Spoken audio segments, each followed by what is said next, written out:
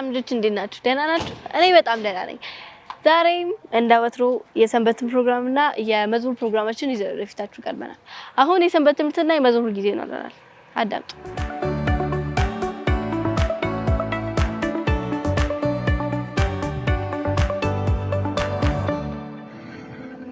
እንደምን አላችሁ ልጆች? ከህፃናት ሰንበት ትምህርት ክፍል የዛሬውን ሶስተኛውን ሰንበት ትምህርት ይዘንላችሁ መጥተናል። ርዕሱ የሚለው አብርሃም ለመታደግ ወጣ ይላል። የመታሰቢያ ጥቅሳችን የሚገኘው ገላትያ ምዕራፍ 5 ቁጥር 13 ሲሆን አንዱ ሌላውን በፍቅር ያገልግል ይላል። የትምህርቱ ዋና መልእክት ሰዎችን በፍቅር አገለግላለሁ ይላል። ሽማግሌው አቶ አበራ ታመው በሆስፒታል ረጅም ጊዜ ለማሳለፍ በተገደዱበት ጊዜ ቤተልሔም፣ ያሬድ፣ ቢታንያና ሚኪያስ የአቶ አበራን ባለቤት ለመርዳት ወሰኑ። ለሴትዮዋ ምንም ሳይሏቸው የግቢያቸውን ሳር አጭደው ግቢያቸውን አጸዱላቸው። ከዚያም ሴትዮዋ ለአገልግሎታቸው ሊከፍሏቸው ሲሉ ምንም ገንዘብ መቀበል እንደማይፈልጉ ገለጹላቸው። ወደ ቤታቸው እየተመለሱም እያሉ በአየር ላይ የሚራመዱ ያህል ነበር የሚሰማቸው። አብርሃምም ከመልከጼዴቅ ጋር በተገናኘበት ቀን የተሰማው ስሜት በትክክል ይሄው ስሜት ሳይሆን አይቀርም። መላ ታሪኩ የሚጀምረው 4 ታላላቅ ነገስታት 5 ትናንሽ ከተሞችን በጠላትነት ለመውጋት ትልቅ ሰራዊት ባሰባሰቡበት ጊዜ ነበር። ከትናንሾቹ ከተሞች አንዷ ሰዶም ነበረች። የአብርሃም የወንድም ልጅ ሎጥ ይኖር የነበረው በሶዶም ከተማ ነበር። የ5ቱ ትናንሽ ከተሞች ነገስታት ሰራዊቶቻቸውን ወደ ሲዶን ሸለቆ ወሰዱ። ጠላቶቻችን የሆኑትን 4ቱን ታላላቅ ነገስታት ባሉበት ሁኔታ እንጠብቃቸዋለን አሉ። እንዲህም በማድረጋቸው ሰራዊታቸውን አግተን ከተሞቻችንን እናድናለን። እናም የሶዶም ንጉስ መሪነቱን ወሰደ። ሆኖም ያቀዱት ሳይሳካላቸው ቀረ። በሸለቆው ውስጥ በነበሩት ትላልቅ የዝፍት ወይም የሬንጅ ጉድጓዶች ተሰናከሉ።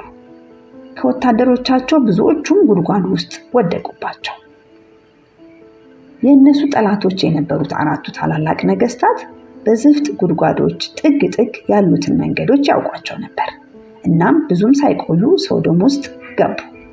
የጠላት ወታደሮች ሎጥን ጨምረው በሶዶም የነበሩትን ሰዎች ማረኩ።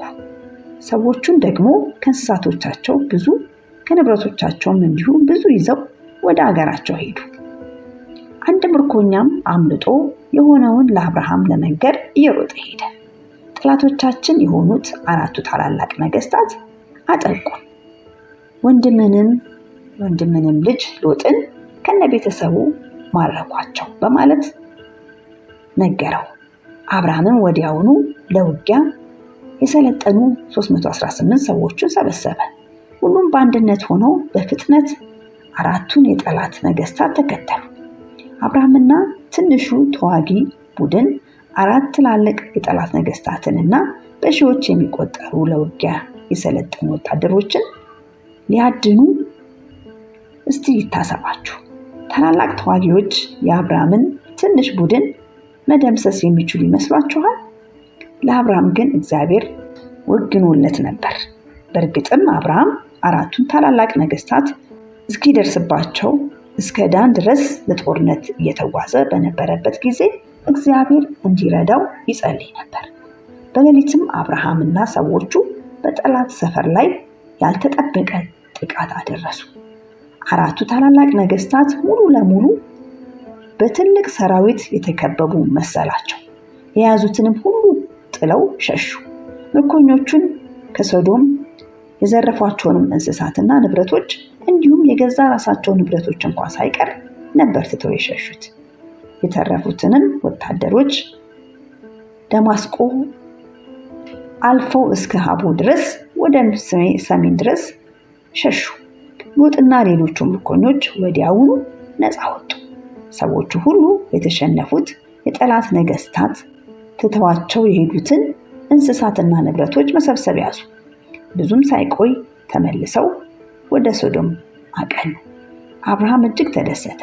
እግዚአብሔር ሎጥንና በሶዶም ይኖሩ የነበሩትን ቤተሰቦቹን ለማዳን ስለተጠቀመበት ነበር የተደሰተው። አብርሃምና ሰዎቹ ወደ መኖሪያቸው እየተመለሱ በነበረበት ጊዜ በአሁኑ ዘመን የኢየሩሳሌም ከተማ ከምትገኝበት ስፍራ ምንም ያህል ወደማይቀር የሴዊ ሸለቆ ዘለቁ። በዚያም የሶዶም ንጉሥ ሊገናኛቸው ወጣ። ይህም ንጉሥ አብርሃም እና እረኞቹ በእግዚአብሔር እርዳታ 5 ነገሥታትን ማድረግ ያልቻሉትን እንዳደረጉ ሲያይ ምንም ያህል እንደተመሰጠ አስቡት። የሳሌም ንጉሥ መልከጼዴቅ አብርሃምና የተዋጉትም ሰዎች ለመቀበል ወጥቶ ነበር። መልከጼዴቅ እግዚአብሔርን የሚያገለግል ካህን ነበር። መልከጼዴቅ ለአብርሃምና ለሰዎቹ የሚበላና የሚጠጣ ይዞላቸው ነበር የመጣው። ይህ ንጉሥ ካህን አብርሃምን እንዲህ በማለት ባረከው። አብርሃም ሰማይንና ምድርን ለሚገዛ ለልዑል እግዚአብሔር የተባረከ ነው። ጠላቶችህን በእጅህ የጣለልህ ልዑል እግዚአብሔር የተባረከ ይሁን አለው። አብርሃምም ድል የሰጠው እግዚአብሔር እንደነበር አውቆ ነበር። ስለዚህም ይዞ የተመለሰውን ብርና ወርቅ መንጋም በደስታ ቆጠረ። ከየምርኮውም አይነት ከእንስሳቶቹም ከብሩም ከወርቁም ከ10 1 እያደረገ የእግዚአብሔርን አስራት ለንጉሱ ካህን አቀረበ። የሶዶም ንጉሥ አብርሃም ለእግዚአብሔር በአስራትነት ያቀረባቸውን ነገሮች ሁሉ ተመለከተ። በራሱ በኩል ደግሞ አብርሃም ለእሱና ለሕዝቡ ለፈጸመው ድርጊት አመስጋኝነቱን እየተሰማው አብርሃም የቀሩትን ነገሮች ሁሉ ለራሱ እንዲያስቀር ነገረው። ሰዎቹን ስጠኝ፣ ከብቱን ግን ለአንተ ውሰደው አለው። አብርሃም ግን ምንም ነገር ለመውሰድ ፈቃደኛ አልሆነም። ሁሉንም ለሶዶሞች ሰዎች መለሰ። ሌሎቹን ማገልገል የሚያስደስተው እሱን መርዳት ስለሚወድ ብቻ ነበር እንጂ ጥቅም ስለሚፈልግ አልነበረም። አይገርምም? እኛም እንደዚህ ያለምንም ጥቅም ሰዎችን ማገልገል እንድንችል እግዚአብሔር ይርዳን። ጌታ ይባርካችሁ ልጆች።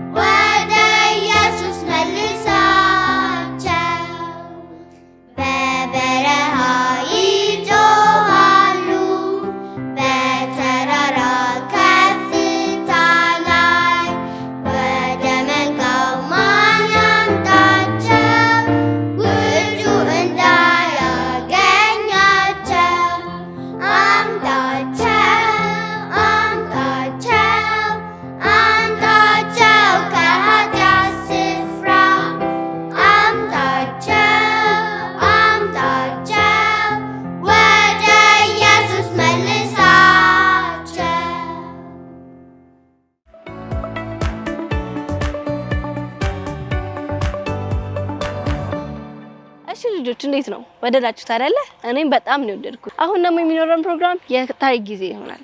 ታሪኩን ደግሞ በደንብ እንደምትወዱት ተስፋ አደርጋለሁ። አዳምጠን እንመለስ።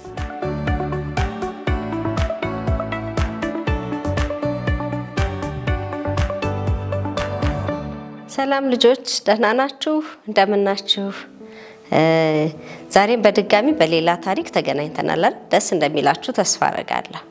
እኔ ለእናንተ ታሪክ መንገር በጣም ነው የሚያስደስተኝ። ስሜን ታውቁታላችሁ ልጆች? እስቲ ስሜን ልንገራችሁ አይደል? ስሜ ሰብለ ይባላል። እሺ፣ የእናንተን ስም ባውቀው ደስ ይለኝ ነበር፣ ግን አላወቀውም። ምክንያቱም አንዳንዶቻችሁን አላገኛችሁም። ግን በዚህ በቴሌቪዥን መስኮት የኔን ታሪክ ስለምትከታተሉ በጣም ደስ ይለኛል። ዛሬ ሌላ አዲስ ታሪክ ይዤላችሁ መጥቻለሁ። ከታሪኩ በፊት ግን እንደተለመደው እግዚአብሔር እንዲያስተምረን እስቲ ጸሎት እናድርግ። የምትወደንና የምታፈቅረን እግዚአብሔር ሆይ አንተ ዓለምን ሁሉ ስለምትወድ ኃጢአትን ስለምትጠላ እኛን ግን በተለየ ፍቅር ስለወደድከን እናመሰግንሃለን። እኛም እንዳንተ ኃጢአትን እንድንጠላ አንተን እንድንወድህ እርዳን። በዚህ ዓለም ላይ ስንኖር እግዚአብሔር ሆይ አንተን የምናከብር የምንታዘዝህ ልጆች መሆን እንድንችል አግዘን። ወላጆች፣ ቤተሰቦች ስለሰጠህን፣ የሚያስቡልን ሰዎች ስለሰጠህን፣ ደግሞ መጽሐፍ ቅዱስ የሚያስተምርን ሰዎች ስለሰጠህን እናመሰግንሃለን። አሁን ቃልህን ስንማር የአንተ መንፈስ እንዲያስተምረን እግዚአብሔር ሆይ ልባችንንና አእምሯችንን ደግሞ እንዲለውጥልን እንጠይቅሃለን። ስለሰማህን እናመሰግንሃለን። በጌታ በኢየሱስ ስም አሜን። እሺ ልጆች፣ ከዚህ በፊት የነገርኳችሁን ታሪኮች ታስታውሳላችሁ? እስቲ ባጠገባችሁ ላሉ ቤተሰቦቻችሁ፣ ጓደኞቻችሁ እስቲ አስታውሷቸው። ለኛም ደግሞ በቴሌግራም ግሩፕ ላይ እስቲ ጻፉልን። ወላጆቻችሁን ጠይቁና ይሄን ታሪክ ሰምቻለሁ፣ ይሄን ተመሪያለሁ፣ ደግሞ ጥያቄ ያለኝ የምትሉ ካላችሁ ጥያቄያችሁን በዛ ላይ አስፍሩ። አንዳንዶች ደግሞ በዚህ መጣችሁ ታሪክ መስማት ከዚህ ከስቱዲዮ መስማት የምትፈልጉ ልጆች ካላችሁ እናንተ ደግሞ ከታች በምታዩቸው ስልክ ቁጥሮች ደውሉልን፣ አብራችሁን መሆን ትችላላችሁ። እሺ ልጆች፣ ስለዚህ ጻፉልን በቴሌግራም አድራሻችን ላይ። ወደ ዛሬው ታሪካችን እንሄዳለን። ዛሬ የምነግራችሁ ታሪክ ስለ ሁለት ዘመዳማቾች ሲሆን ስማቸው አብርሃምና ሎጥ ይባላሉ። ልጆች፣ አብርሃምና ሎጥ በአንድ አካባቢ ነው የሚኖሩት። አብርሃም ታላቅ ነው፣ ሎጥ ደግሞ ታናሽ ነው። እና አንድ ጊዜ ግን አብርሃም ለሎጥ ቅድሚያ እድል ሲሰጠው እንመለከታለን። እስቲ ጥያቄ ልጠይቃችሁ።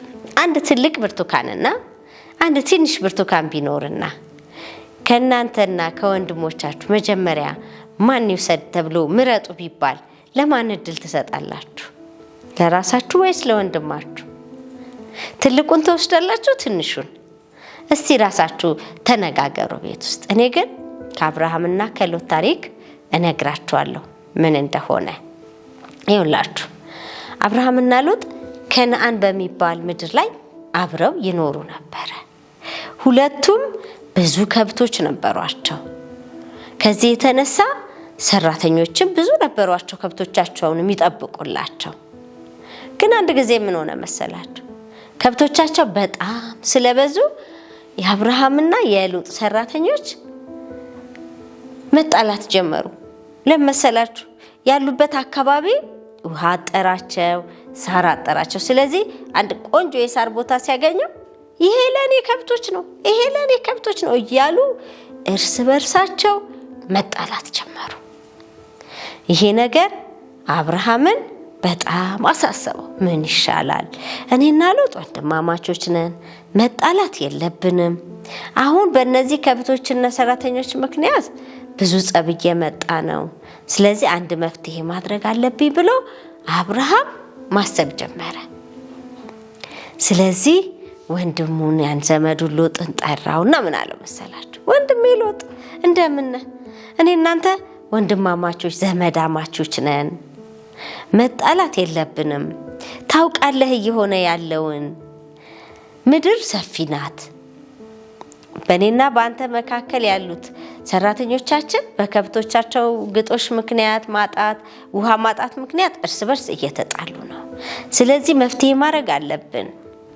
አሁን ግን መጀመሪያ ግን ምርጫውን ላንተ ልሰጥህ ይገባል። እኔ ታላቅ ነኝ፣ በእርግጥ አንደኛ ልሆን ይችላል፣ ግን አይደለም ብሎ አስቧል አብርሃም።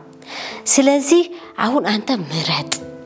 ይኸውልህ የምትመርጠው መሰለህ ደስ ያለህን አይኖችን አቅንተህ ዙሪያውን ከተማውን ሁሉ እንደፈለግ ተመልከትና ለራስህ፣ ለከብቶችህ፣ ለሰራተኞች ምቹ ይሆንልኛል ብለህ ያልከውን ስፍራ መምረጥ ትችላለህ። አንተ ከመረጥክ በኋላ እኔ መርጣለሁ። አንተ ደቡብን ብትሄድ እኔ ምዕራቡን እሄዳለሁ። አንተ ደግሞ ሌላውን ብትሄድ አንተ ወደዛ ብትሄድ እኔ ወደዚህ እሄዳለሁ ብሎ ብዙ ምርጫ አድርጎ ለሎጥ ምርጫውን ሰጠው። የዚህ ጊዜ ሎጥ እሺ ምንም ችግር የለም እመርጣለሁ አለና ማየት ጀመረ። ወደዚህ ብሎ ሲያይ ምን ሆነ መሰላችሁ? ሎጥ አንድ ቦታ አየ። ያ ቦታ በጣም ለምለም ሳር ያለበት የሚያምር ቦታ ነው። ደግሞ ለከብቶቹ ውሃ ምን አለ መሰላችሁ? ዮርዳኖስ ወንዝ የሚባለው ወንዝ አለ። ዋው አለ። ይሄ ታዲያ ቆንጆ አይደል እንዴ? በጣም ያምራል። አረንጓዴ ነው፣ አበቦች አሉበት፣ ዛፎች አሉበት። እኔ እንደፈለኩ ዝናናበታለሁ። ላሞቼ ደግሞ ሄደው ከዚህ ከዮርዳኖስ ወንዝ ውሃ ይጠጣሉ። ደግሞ የሚበሉት ሳር ሞልቷቸዋል። ስለዚህ ለምን ይሄን አልመርጥም አለና ሎጥ መሬቱን አይቶ ለአብርሃም መጣና እኔ ይሄኛውን መርጫለሁ አለው። ልጆች ሎጥ ግን ያላየው አንድ ነገር ነበረ። የዛ አካባቢ ሰዎች ጥሩ ሰዎች አልነበሩ፣ በጣም መጥፎና ክፉ ሰዎች ነበሩ። እሱ ያየው የመሬቱን የመልክዓ ምድሩን ማማር ነበር። አብርሃም ግን እሺ ደስ ይለኛል፣ ወደዛ ሄድ፣ አንተ ወደዛ ከሄድክ እኔ ደግሞ ወደዚህኛው ሆናለሁ አለው። አብርሃም የነበረበት ቦታ ልጆች ምድረ በዳ ነበረ። ምድረ በዳ ምን እንደሆነ ታውቃላችሁ? ብዙ ውሃ የሌለው፣ ዛፍ ሳር የሌለው ዝም ብሎ ቦታ ነበረ። ግን አብርሃም እግዚአብሔርን ያምን ነበረ። እግዚአብሔር ለከብቶቼ ያስበዋል፣ እግዚአብሔር ለኔ ያስበዋል ብሎ የሚያምን ሰው ነበረ። ይህን ስላለና ለወንድሙ ቅድሚያ ስለተሰጠ እሱን ደግሞ እግዚአብሔር አየው። ከዛ እግዚአብሔር አንድ ቀን አብርሃም ብሎ ጠራው። ከዛ አብርሃም አቤት አለና ወደ እግዚአብሔር ተናገረ። እግዚአብሔር ምን አለው መሰላችሁ? አብርሃም በዙሪያ ያለውን ቦታ ሁሉ ተመልከታለሁ። ከዛ በኋላ አብርሃም እሺ አለና ዙሪያውን ተመለከተ። ከዛ ይሄን ሁሉ ላንተ ሰጥቻለሁ፣ ለዘርህ፣ ለከብቶች፣ ለሁሉም ሰጥቻለሁ አለው። እኔ ላንተ አስብልሃለሁ፣ አይዞህ አለው። ከዛ አብርሃም እሺ ብሎ እግዚአብሔርን አመሰገነ። አያችሁ ልጆች፣ ሎጥ ቅድሚያ ለራሱ በመውሰዱ ለዓይኑ መልካም የመሰለውን ነገር ለራሱ በመምረጡ ለወንድሜ ይሻላል ብሎ ባለመምረጡ የተነሳ የሄደበት ስፍራ ለዓይን በጣም ያምራል፣ ለከብቶቹ በጣም ጥሩ ነው። ሰዎቹ ግን እጅግ በጣም መጥፎና ኃጢአተኞች ነበሩ። አብርሃም ግን ቅድሚያ ለወንድሙ በመስጠቱና እግዚአብሔርን በማመኑ የተነሳ እግዚአብሔር ባረከው። ስለዚህ ልጆች ከዚህ የምንማረው ትምህርት አለ። ሁልጊዜ በዙሪያችን የኛ የሆነውን እንኳን ቢሆን ሰዎች ሊወስዱ ቢመጡ፣ የኛን ነገር ሰዎች ቢፈልጉ፣ ወይም ደግሞ ሰዎች የሆነ ነገር አጥተው ቢሆን ሁልጊዜ ቅድሚያ ልንሰጣቸው የሚገባ ለነሱ እንደሆነ ይሄ ክፍል ያስተምረናል። ሁልጊዜ ስግብግብ ብለን ወይም ለኔ ብለን ቀድመን ወደ ራሳችን ብቻ አንምረጥ። ለሌሎች እድል ጎሽ እህቴ ትውሰድ መጀመሪያ፣ ጎሽ ወንድሜ ይውሰድ መጀመሪያ ብለን ስንል እግዚአብሔር ደግሞ ለኛ ያስብልናል። ስለዚህ ልጆች ከጸብ ከስግብግብነት የተሻለው ቅድሚያ ለወንድሞቻችንና ለእህቶቻችን መስጠት ነው። እንደሱ ስናደርግ እግዚአብሔር ይባርከናል። ስለዚህ ልጆች በትምህርት ቤት ቢሆን፣ በቤተ ክርስቲያን ቢሆን፣ በቤታችሁ ቢሆን፣ በሰፈራችሁ ቢሆን ሁልጊዜ ለሌሎች ቅድሚያ መስጠትን ተማሩ። ይህን ያደረግን እንደሆነ እግዚአብሔር ይባርከናል። ልጆች በታሪኩ እንደተደሰታችሁ ተስፋ አደርጋለሁ። በሌላ ታሪክ እስከምንገናኝ ድረስ የእግዚአብሔር ጸጋ ከእናንተ ጋር ይሁን። ሰላም ሁኑ ልጆች፣ ደህና ሁኑ።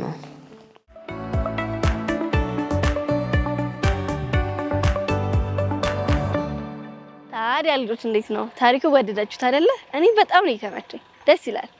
አሁን ደግሞ የመሰናበቻ ጊዜያችን ደርሷል። ነገር ግን ከመሰናበታችን በፊት በዚህ ፕሮግራም ላይ መሳተፍ የምትፈልጉ ከሆነ ሀሳብና አስተያየት መስጠት የምትፈልጉ ከሆነ ከታች በሚገኘው ቁጥርና አድራሻ ላይ አስተያየታችሁን መስጠት እንዲሁም ደግሞ ደውላችሁ መሳተፍ ትችላላችሁ። ታዲያ ቅድም እንዳልኩት ጥያቄና የመልስ ጊዜ ይኖረናል ማለት ነው። ጥያቄው ምንድነው? የሰንበት ትምህርቱ አርዕስት ነበር። እንደሰማችሁ ተስፋ አደርጋለሁ። የሰማ ሰው ደግሞ መመለሱ አይቀርም አይደለ? ስለዚህ በቴሌግራም ቻናላችን ላይ መልሱን የመጀመሪያው ሰው የመለሰው ሰው ሽልማት ያገኛል ማለት ነው። ስለዚህ በደንብ እንዳዳመጣችሁ ተስፋ ስለማደርግ መጀመሪያ ቶሎ ብላችሁ መልሱን እንድትልኩ አደራላችኋለሁ። አሁን ደግሞ መሰናበቻችን ጊዜ ስለደረሰ በቀጣይ ሳምንት እስከምንገናኝ ድረስ መልካም ጊዜ